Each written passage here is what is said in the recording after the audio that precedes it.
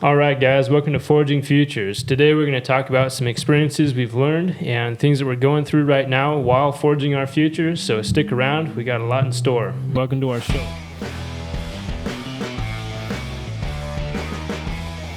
All right, guys, so today it's just David and I. Don't have a guest for you, but really what we wanted to talk about is a new marketing deployment that you're doing. So we've talked about marketing, we've talked about sales. Our goal with this channel is to, again, forge our futures. We're kind of documenting the journey. One of the big disclaimers David and I wanted to make before kind of talking about everything is we really don't know what we're doing. We're kind of learning as we go.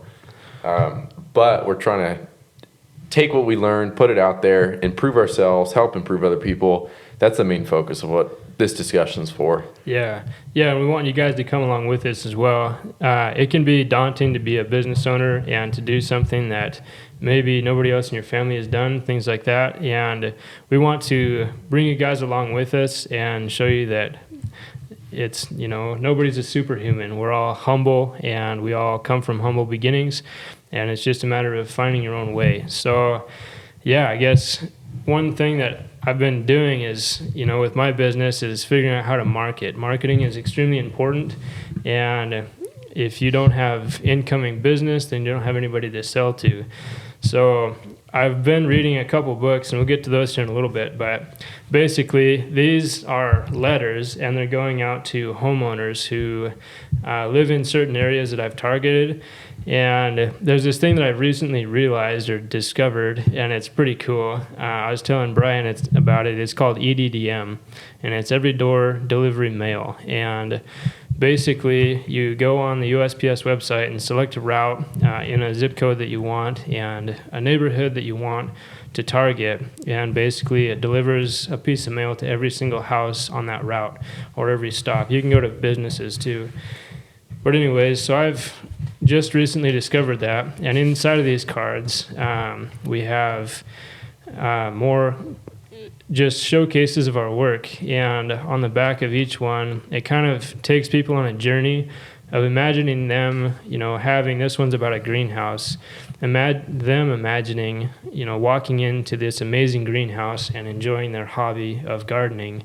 And then on the next one, if they're not into gardening, this one's about some pergolas and gazebos that I've built.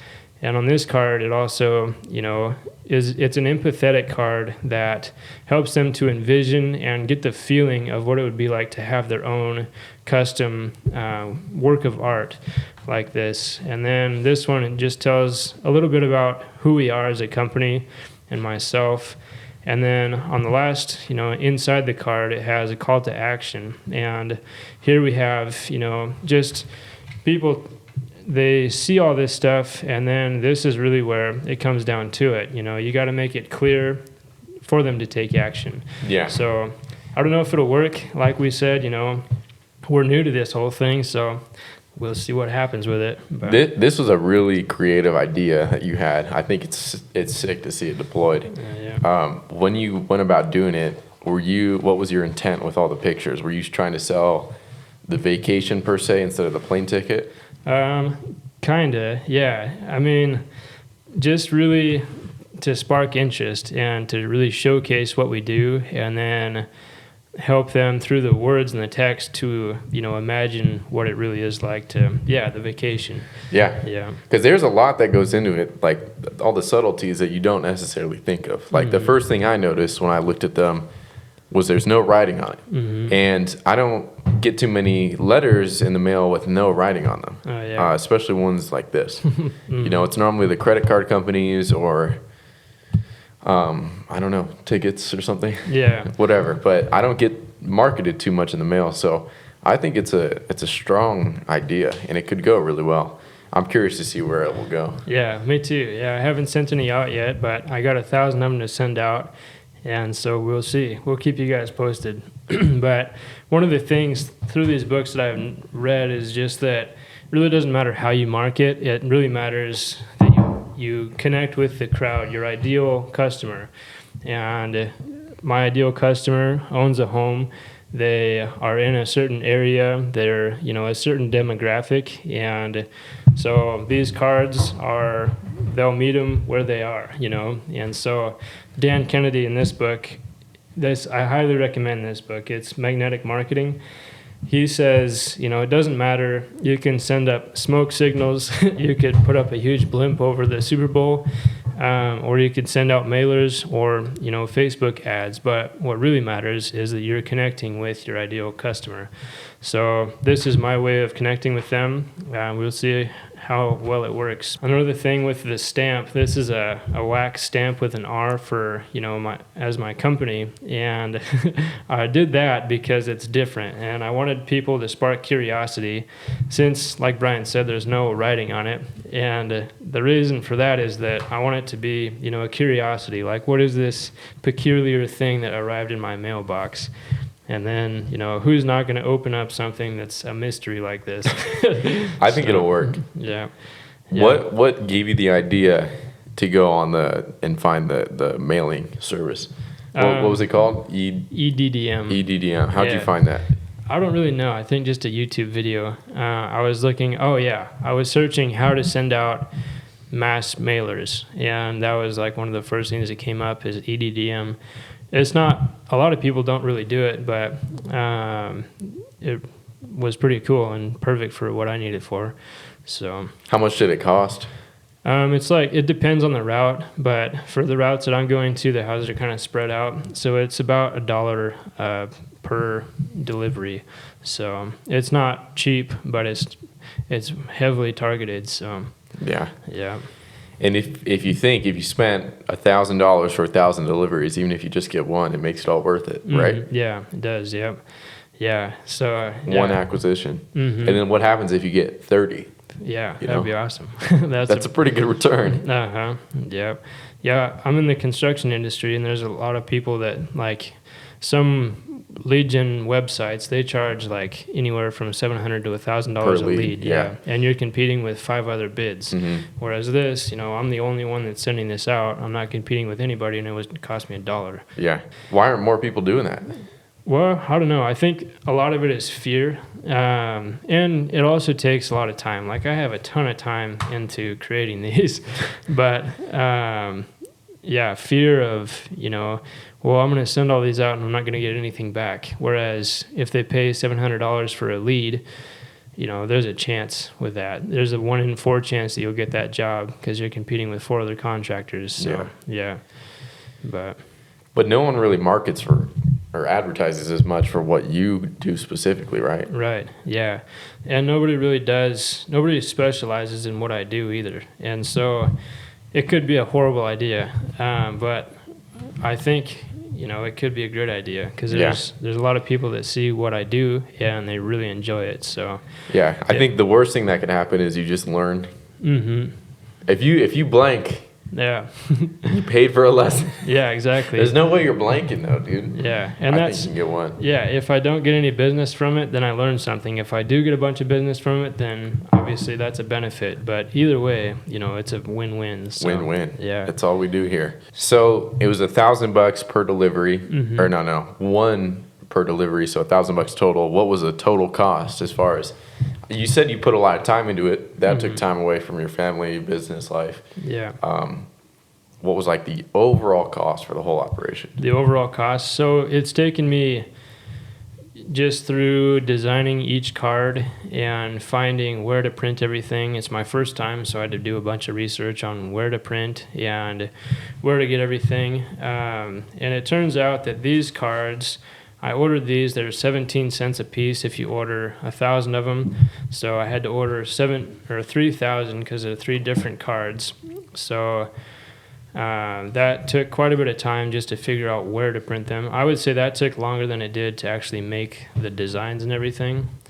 But then for these cards, I ordered a bunch of envelopes, 1,000 envelopes on Amazon, and that was easy, and I thought I'll just get cards anywhere. But it turns out cards aren't the easiest thing to find.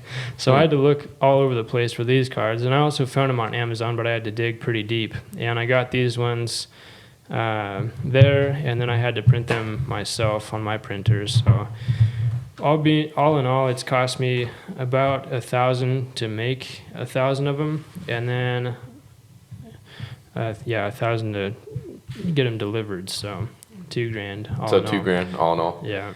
Not too bad. Yeah. Not too bad. Yeah. But that's So- just reinvesting back into your business, which Yeah. is something we talk about. Yeah, so I took a course, and one of the things that the guy said, it was a hard pill to swallow, but really true, and that is go to zero every day. And I think that, it's easy to take the profit from your business and just go buy a new toy or whatever, splurge because you've earned it, right? Mhm. But spending $2,000 on this, that's not going to be any fun for me. But at the same time, it's building my business and it's helping me to gain even more.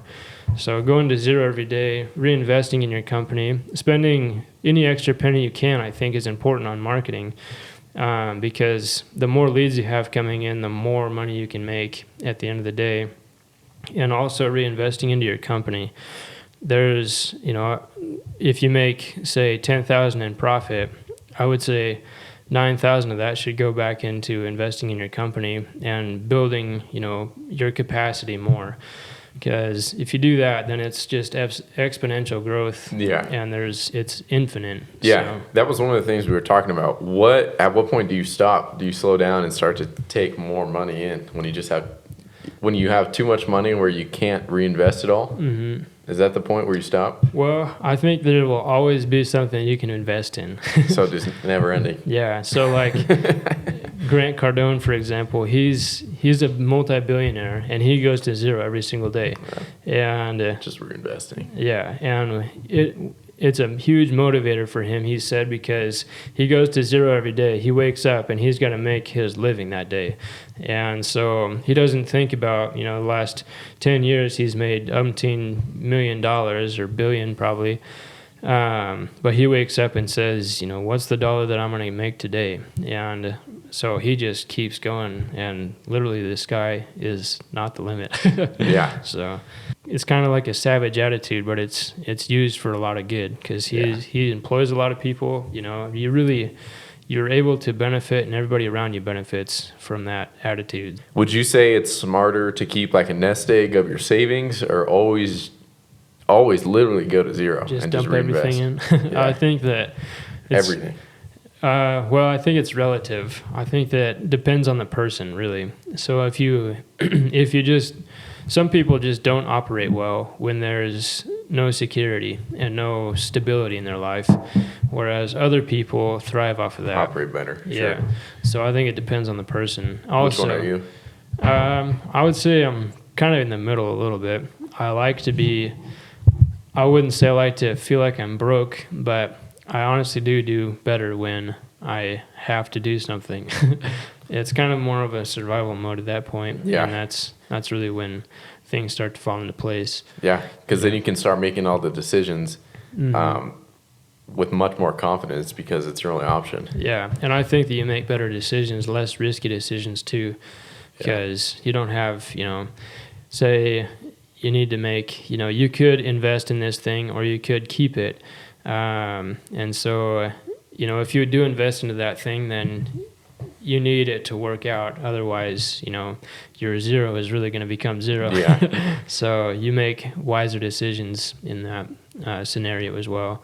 I think the most money I've made is when I've had no money. Yeah. I think when you start to get a little money in, you start to get that comfortable, I've arrived feeling. I don't know. I don't have too much experience with a ton of money in my bank account. Oh, yeah. So I'm still playing the field. Yeah. But I do follow that. I always take all my money out of my checking and keep it in my investments. Right on. All of it. Yeah, that's good. Yeah. Yeah, I would say. Now, at least. I didn't start like that. Oh, yeah. Yeah, I think that you need to find the balance that's right for you. And, messing around with it's okay. You need to learn, I think. And I haven't really had a ton of money in my bank account ever either. But from what I have learned is that there's a ratio. And so, figuring out what that ratio is. And I think that living below your means is a really good thing to do because, well, if you live up to your means, then you're probably living a more lavish lifestyle than you should. And it becomes comfortable. And then, comfort is a dangerous place.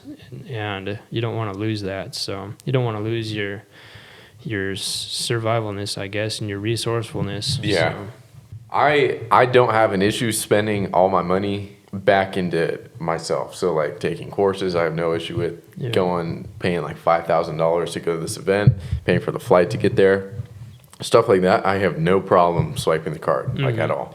And I feel like I don't operate and own a business right now, but if I did, I would feel the same about reinvesting back into the business. Is it like a no-brainer for you anytime you do it? Yeah, kind of. I think for me, I have to have the security knowing that I can obviously pay my employees and stuff like that and all my personal bills. But beyond that, like, yeah, it's a no-brainer. I think for me, it does get difficult when I don't have, the next thing that is going to double my income. I was approached the other day, not just a few days ago actually, about a mentorship program for contractors, and it was 30 grand, and I had the money, but it was going to make me real tight, and that didn't seem like a wise decision to me, also because of a few other things. I didn't like the structure, things like that, but it really made me nervous to spend that much money because I was barely going to be able to cover everything else. So that was, kind of the tipping point for me where it just didn't balance out. But there are other things, like things that will help my company become more productive, that it is a no-brainer. Like marketing, that's, a no-brainer. If you can spend $2,000 to get $200,000, then why wouldn't you do it? Yeah. So I agree. And another example for this, I have no issue whatsoever, like splitting the equipment we've set up here at all. Doesn't faze me one bit. Yeah. Yeah, my relationship with money is kind of weird. I don't hold on to it like like in fear, because I think that'll put you in a scarcity mindset. I really do have an abundance mindset. I'm not worried at all. Yeah, that's good. Yeah, I think that's extremely important, because if you are worried about things, like it freezes you up and you can't make those moves. Would you say you're the same? I do believe that there's plenty of business out there, so why shouldn't I go all out and, make myself capable of accomplishing, that work. So, yeah, I guess to answer your question, I also have an abundance mindset in that money, you get it today, it's gone tomorrow. So get it today, spend it today on something that's going to make me more money tomorrow. Yeah. Why do you think so many people have such a relationship with money to where they like hold on to it? They're afraid to spend it anywhere. Like I could name tons of people like that. Yeah, because the time you're an infant to the time you die, you're told, go to college, get a degree, save up for retirement, retire and die. And they preach that their entire life. And that's not at all how wealthy people think. Yeah. So, yeah. That's something I've recognized. You've recognized that, obviously. Why don't more people recognize that? Yeah, I think it's just, you don't know what you don't know. And growing up in that culture really sets you into those ways. And then it's hard to change your belief once you do get out into the real world. And also, I think a lot of it has to do with comfort and risk.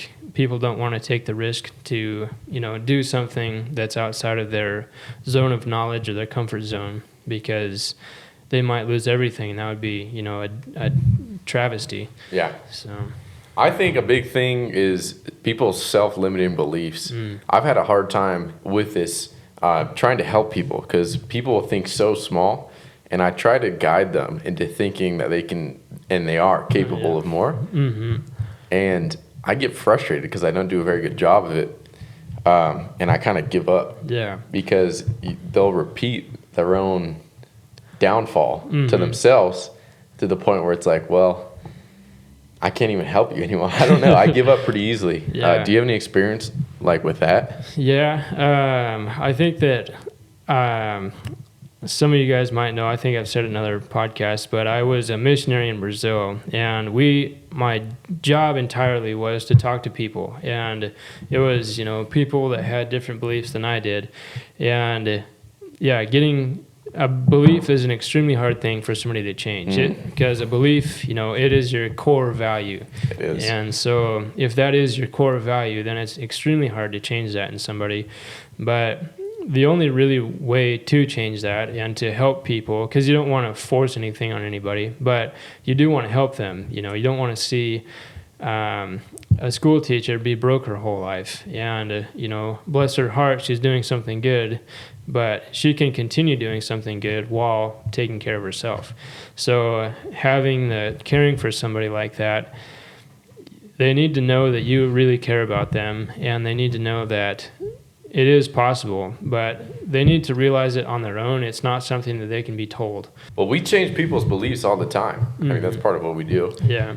Right? In any sale or any transaction, especially with what I do in the industry I'm in, someone has to go from just meeting me the first time and then me convincing them that moving forward with me would be their best intent. Right. And then both parties would benefit from that. So that, in a way, is changing someone's belief. Yeah, that's really true. Yeah, but when you do it, you're not a snake oil salesman. You're not forcing anything on them, right? I've noticed I've definitely been more unsuccessful attempting to change somebody's beliefs to benefit them when I'm coming off as like angry and trying to be forceful. Yeah.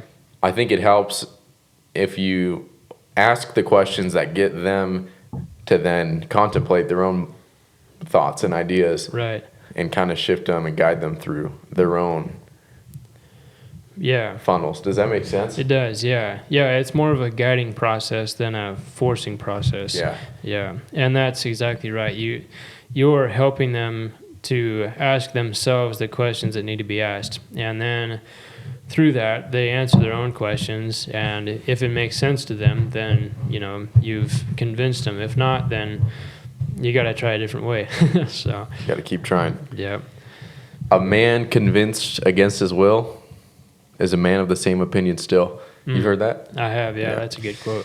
Yeah. Yeah. It's true. We see it all the time. Right on. Well, guys, I think that's about all we have for today. I hope you learned something, got some value out of this. If you liked it, then go ahead and tell everybody else with that little button. And don't forget to subscribe. See you on the next one. All right, guys.